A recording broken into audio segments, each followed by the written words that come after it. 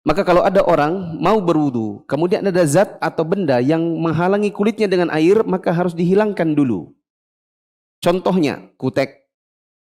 Kalau ada perempuan mau berwudu tapi pakai kutek, maka tidak sah wudunya. Kecuali kalau dia berkutek di masa haid. Misalnya untuk menyenangkan suaminya, dia tak pakai kutek di masa haid. Tapi tidak dalam masa haid, kok ada kuteknya? Lalu kemudian kuteknya ini tidak dihilangkan waktu wudu, maka wudunya tidak sah. Begitu juga ada tanah liat. Misalnya seseorang bekerja, yang bekerja itu ada hubungannya dengan tanah liat atau lempung. Kemudian wudu, masih banyak tanahnya di tangannya, langsung sembarangan cuci muka, cuci tangan, berwudu, tapi tidak dihilangkan liat dan lempungnya, maka tidak sah. Begitu juga lilin, cat, dan ini biasanya tukang-tukang, dan biasanya dijadikan tukang sebagai alasan. Kata tukang, aku nanti aja sholatnya. Soalnya tidak sah juga. Ngapain juga sholat, tidak sah juga orang ada cat, katanya. Padahal kan bisa pakai apa? Thinner. Gitu? Kemudian lem. Kemudian pewarna yang melapisi rambut. Yang tidak menyerap ke dalam rambut.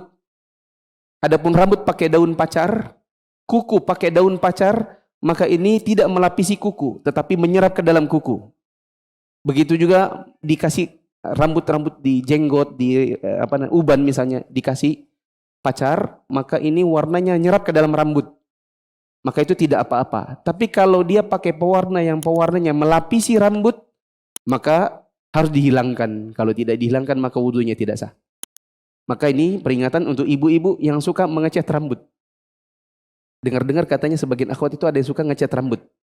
Saya bilang, wallahu alam, saya nggak tahu tentang zatnya. Tapi kalau dia yakin bahwa itu melapisi rambut, tidak menyerap ke dalam rambut, maka tidak sah wudunya.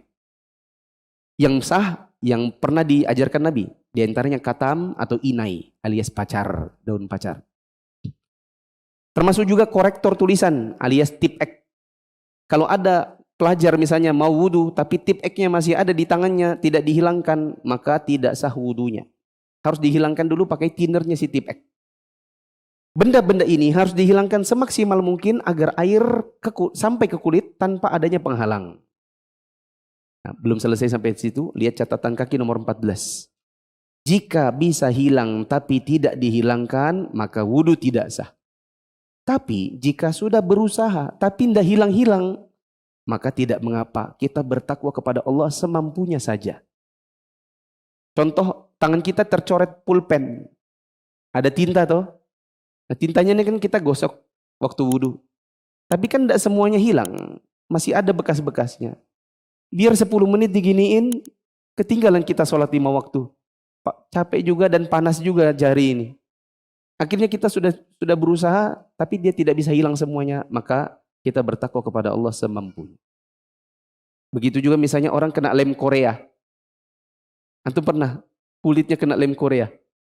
Bisa langsung hilang? Kalau langsung dihilang, yang ada bukan hilang lemnya, tapi kulitnya. Ya, terkuliti nanti. Maka terpaksa ya sudah dibiarin aja. Daripada menyakiti diri sendiri, akhirnya lem Koreanya dibiarin. Cuman diusap sebisanya. Maka tidak mengapa, sah wudunya.